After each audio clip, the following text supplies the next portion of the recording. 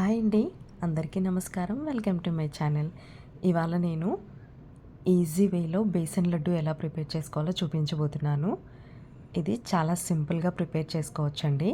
Taste మాత్రం చాలా అంటే చాలా బాగుంటుంది. ఇప్పుడు మనం ప్రాసెస్లోకి వెళ్ళిపోదాం. ముందుగా బౌల్లోకి ఒక గ్లాస్ బేసన్ అలాగే ఒక గ్లాస్ వాటర్ వేసుకోవాలండి. ఈ రెండింటిని ఎక్కడ ఉండలు లేకుండా చక్కగా కలిపేసుకోవాలి.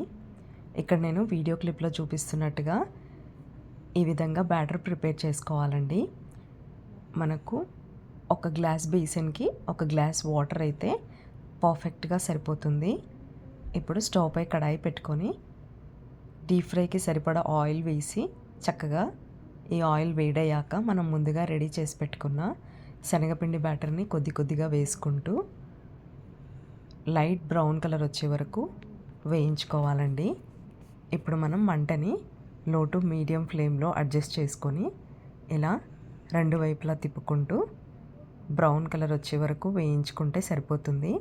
ఇప్పుడు దీన్ని పూర్తిగా చల్లార్చుకొని మిక్సీ జార్లోకి తీసుకోవాలి.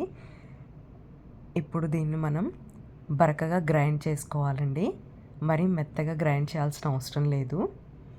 ఇప్పుడు మనం స్టవ్ పై మరొక కడాయి పెట్టుకొని అందులోకి ఒక గ్లాస్ చక్కెర అలాగే ఒక గ్లాస్ వాటర్ వేసుకోవాలి. ఇక్కడ మనం బేసన్ని ఏ కప్పుతో అయితే తీసుకుంటున్నామో మిగిలిన ఇంగ్రీడియంట్స్ కూడా అదే కప్తో తీసుకోవాలండి. ఇప్పుడు ఇందులోకి కొద్దిగా యాలకుల పొడి కూడా వేసుకొని మొత్తం చక్కెర అంతా కరిగిపోయే వరకు మరిగించుకోవాలి. ఇలా మనకు పాకం చెక్ చేసుకుంటే రెండు వేళ్ళ మధ్యన జిగటగా తగిలితే సరిపోతుందండి. మరీ తీగ పాకం రావాల్సిన అవసరం లేదు.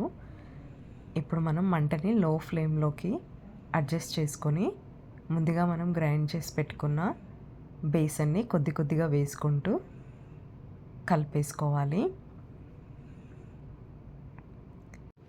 మంటని లో ఫ్లేమ్లో అడ్జస్ట్ చేసుకొని ఇలా మధ్య మధ్యలో కలుపుకుంటూ ఉడికించుకోవాలి.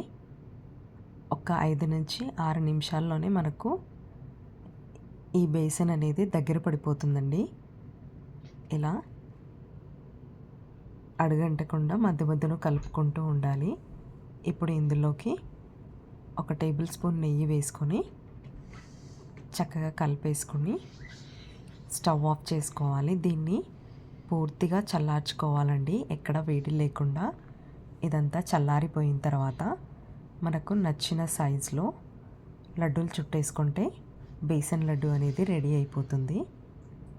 ఇది చాలా ఈజీగా ప్రిపేర్ చేసుకోవచ్చండి. మీరు కూడా ట్రై చేసి ఎలా వచ్చిందో కామెంట్ చేయండి. నచ్చితే లైక్ చేయండి, షేర్ చేయండి, అలాగే ఛానల్ని సబ్స్క్రైబ్ చేయండి.